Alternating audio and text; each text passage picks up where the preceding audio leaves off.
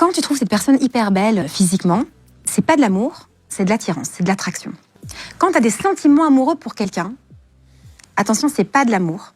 Ça, c'est de l'affection. Tu aimes avec ton cœur. C'est pas encore ça l'amour.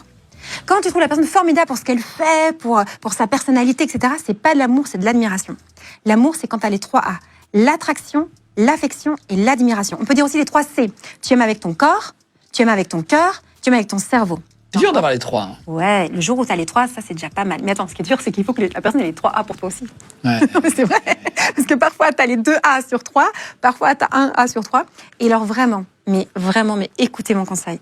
Ne vous embarquez pas dans une relation si vous n'avez pas les 3 A.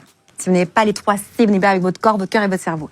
Parce qu'il y a plein de gens qui font cette erreur-là, qui disent « Ok, je trouve qu'elle est formidable, cette femme-là, j'ai beaucoup d'admiration pour elle, mais franchement, elle ne me plaît pas trop physiquement. » Je me dis « C'est pas grave, on partage les bonnes valeurs en commun. » Si, c'est grave, crois-moi. Parce que l'aventure du couple, c'est une aventure physique aussi. Donc, il faut que tu aimes aussi le corps de l'autre.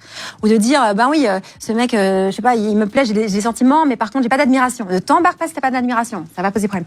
Mais, et c'est là que c'est très important, c'est pas parce que tu aimes la personne et que la personne t'aime que c'est la bonne personne pour toi. Et ça, c'est l'autre règle. Alors, je donne ça, c'est un moyen mémotechnique. C'est la règle des 5 R.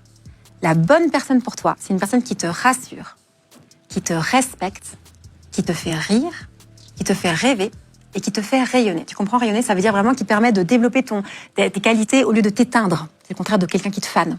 Tu peux aussi te poser la question, est-ce que je suis aussi la bonne personne pour l'autre? Est-ce que je rassure l'autre? Est-ce que je respecte l'autre? Est-ce que je fais rire l'autre? Est-ce que je fais rêver l'autre et est-ce que je la fais rayonner ou je le fais rayonner?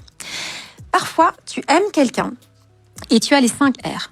Magnifique. La relation, elle va être belle et elle va être saine. Parfois, tu aimes la personne, tu as les 3 A, mais tu n'as pas les 5 R. Genre, l'autre ne te respecte pas ou ne te rassure pas. Ça marche pas, il faut s'arrêter. Il faut s'arrêter. Il faut savoir arrêter une relation si on n'a pas un des R, enfin, surtout les R de rassurer et de respecter, parce qu'ils sont indispensables à la vie de couple saine.